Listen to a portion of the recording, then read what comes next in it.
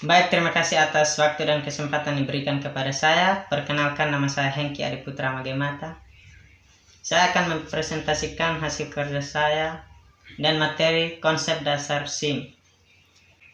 Konsep dasar SIM ada 5. Yang pertama, definisi SIM. Sistem Informasi Manajemen atau SIM didefinisikan sebagai suatu sistem berbasis komputer yang menyediakan informasi bagi beberapa pemakai dengan kebutuhan yang serupa. Informasi tersebut tersedia dalam bentuk laporan periodik, laporan khusus, dan output dari simulasi matematika. Yang kedua, model SIM. Model ini berisi database yang digunakan oleh perangkat lunak yang menghasilkan laporan periodik dan laporan khusus, serta model matematika yang mensimulasikan beragam aspek operasi perusahaan. Selanjutnya, karakter SIM. Karakter SIM di sini ada 3. Yang pertama, beroperasi pada tugas-tugas yang terstruktur. Yang kedua, meningkatkan efisiensi dengan mengurangi biaya. Dan yang terakhir, menyediakan laporan dan kemudahan akses. Berikutnya, tujuan mempelajari SIM. Tujuan mempelajari SIM di sini ada 6. Yang pertama, dapat mengetahui berbagai macam informasi dengan lebih cepat dan akurat. Yang kedua, menambah pengetahuan kita terkait dengan teknologi informasi. Yang ketiga, mempermudah kita dalam manajemen berbagai hal. Keempat, menambah pengalaman kita dalam memahami bagaimana pentingnya informasi yang tersistem baik dalam manajemen maupun hal lainnya. Yang kelima, kita dapat memperoleh kemudahan dalam menangkap informasi. Dan yang terakhir, mempermudah dalam manajemen berbagai hal. Selanjutnya, tipe kegiatan manajemen. Tipe kegiatan manajemen dibagi menjadi 3. Yang pertama, perencanaan strategis. Pada dasarnya, perencanaan strategis meliputi hal-hal sebagai berikut. Yang pertama, proses evaluasi lingkungan luar organisasi. Kedua, penetapan tujuan. Dan yang terakhir, penentuan strategi. Yang kedua, pengendalian manajemen. Pengendalian manajemen merupakan tingkatan taktis, yaitu bagaimana manajer tingkat menengah menjalankan taktik supaya perencanaan strategis dapat dilakukan dengan berhasil. Dan yang terakhir, pengendalian operasi. Proses penerapan program yang telah ditetapkan di pengendalian manajemen dan difokuskan pada tugas-tugas manajemen tingkat bawah. Materi berikutnya, komponen-komponen dalam SIM. Yang pertama, komponen sistem informasi secara fungsional. Seluruh komponen organisasi yang berhubungan dengan teknik pengumpulan data, pengolahan, pengiriman, penyimpanan, dan penyajian informasi yang dibutuhkan untuk manajemen. Komponen sistem informasi secara fisik dapat dibagi dalam 5 bagian. Yang pertama, perangkat keras atau hardware. Perangkat keras bagi satu sistem informasi meliputi monitor, printer, dan lain-lain. Yang kedua, perangkat lunak atau software, berupa file-file yang terkandung di dalamnya. Yang ketiga, database. Database merupakan kumpulan file-file yang berisi data yang saling berhubungan dan terorganisir, terpadu, diatur, dan disimpan menurut suatu cara tertentu yang memudahkan proses pengambilan kembali. Yang keempat, prosedur. Prosedur merupakan komponen fisik yang tersedia berupa buku panduan dan instruksi.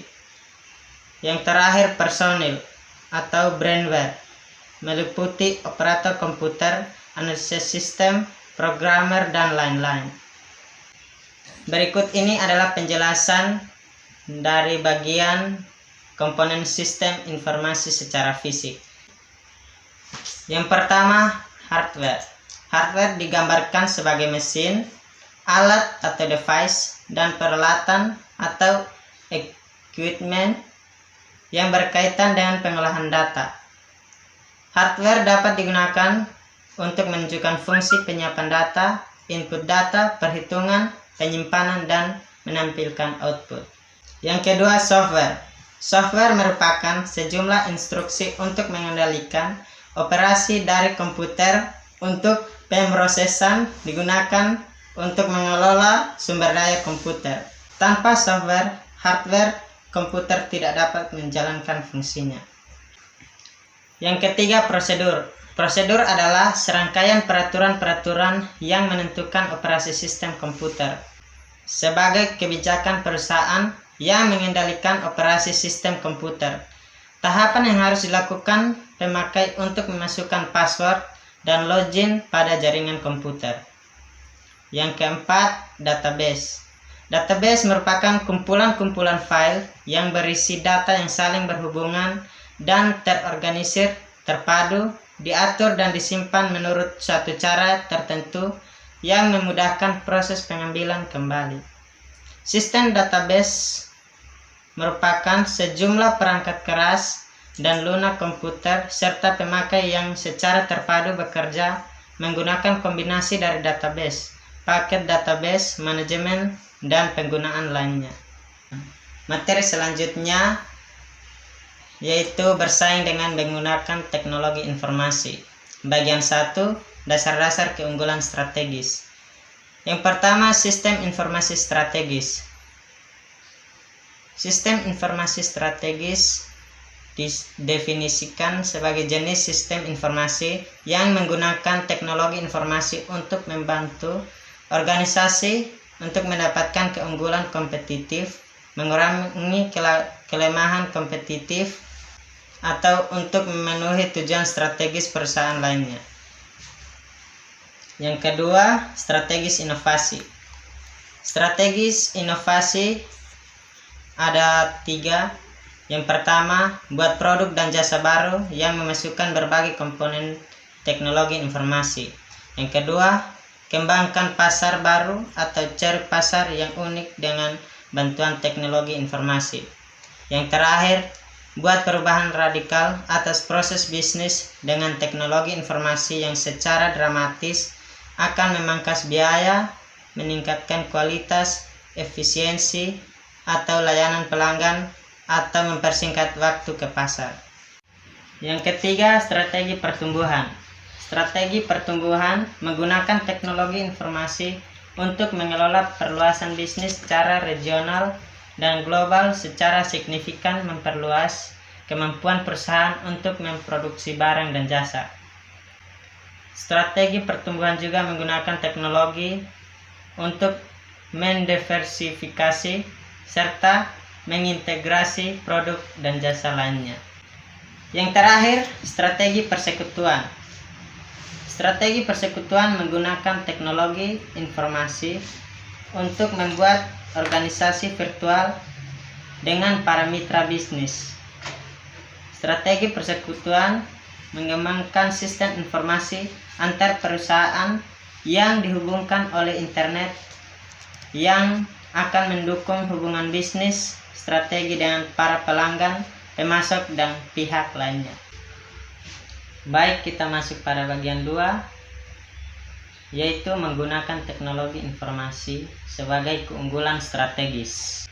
Menggunakan teknologi informasi sebagai keunggulan strategis ada 4. Yang pertama, Business Process Reengineering atau BPR. Definisi dari BPR merupakan pemikiran kembali yang mendasar dan mendesain ulang yang radikal atas proses bisnis untuk mencapai perbaikan yang dramatis dalam biaya, kualitas, kecepatan, dan layanan. Jadi, BPR menggabungkan strategis untuk mempromosikan inovasi bisnis dan strategi untuk melakukan perbaikan besar atas proses bisnis agar perusahaan dapat menjadi pesaing yang lebih berhasil di dalam pasar. Yang kedua, peran teknologi informasi dalam BPR. Peran teknologi informasi dalam BPR ada 2. Yang pertama, meningkatkan efisiensi proses bisnis melalui kecepatan, kemampuan pemrosesan informasi, dan konektivitas komputer dan teknologi internet. Yang terakhir, meningkatkan komunikasi dan kerjasama antar orang-orang yang bertanggung jawab atas operasi dan manajemen. Yang ketiga, kelincahan atau agility. Definisi dari kelincahan merupakan kemampuan perusahaan untuk sejahtera dalam pasar global yang berubah cepat dan terus terfragment untuk produk dan jasa berkualitas tinggi, berkinerja baik, dan disesuaikan dengan pelanggan. Yang keempat, strategi menjadi perusahaan yang lincah. Ada beberapa strategi. Yang pertama, pelanggan menganggap produk atau jasa sebagai solusi terhadap masalah individual mereka. Yang kedua, bekerja sama dengan pelanggan, pemasok, dan perusahaan lain. Ketiga, dapat bertahan ketika terjadi perubahan dan ketidakpastian. Dan yang terakhir, meningkatkan dampak SDM dan pengetahuan yang mereka miliki. Materi berikutnya yaitu konsep pengambilan keputusan dalam SIM. Yang pertama, kita harus tahu pengertian dari keputusan. Keputusan merupakan mekanisme organisasi untuk melakukan upaya mencapai keadaan yang diinginkan. Jadi, keputusan adalah tanggapan organisasi atas suatu masalah.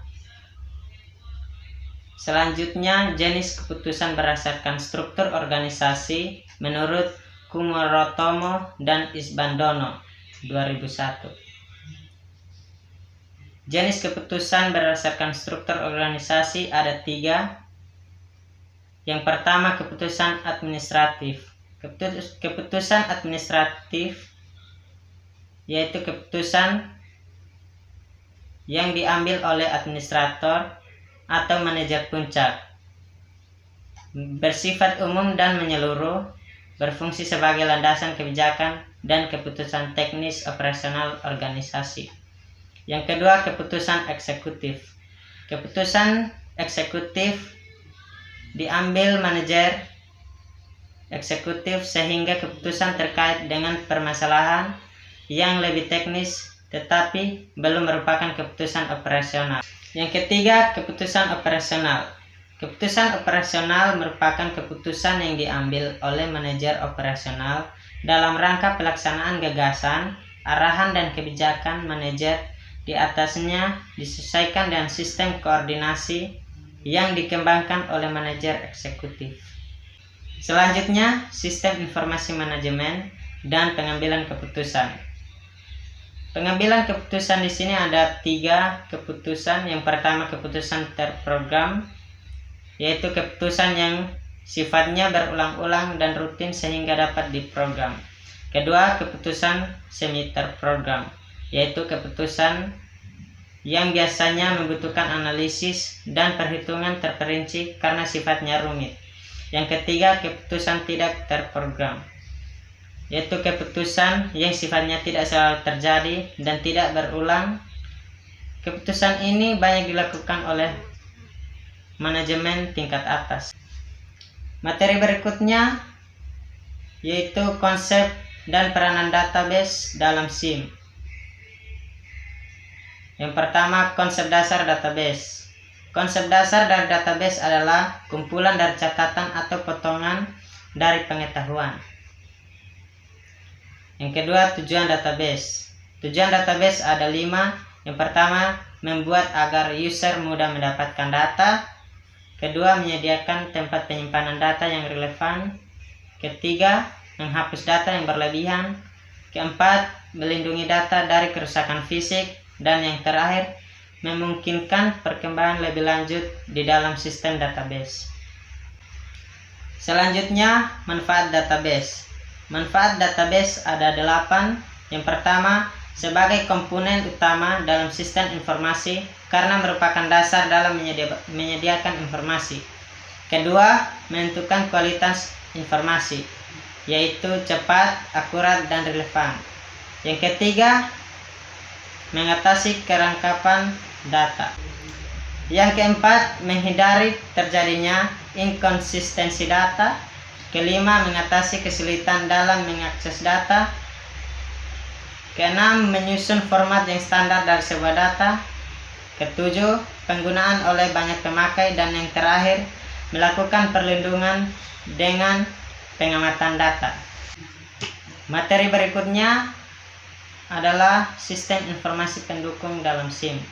Sistem pendukung manajemen atau manajemen support system mempunyai banyak jenis, diantaranya TPS atau Transaction Processing System, OA, Office Automation, DSS atau Decision Support System, Dan ESS atau Executive Support System merupakan elemen MSS yang akan lebih menunjang eksistensi daripada SIM. Berikut adalah pengertian dari TPS.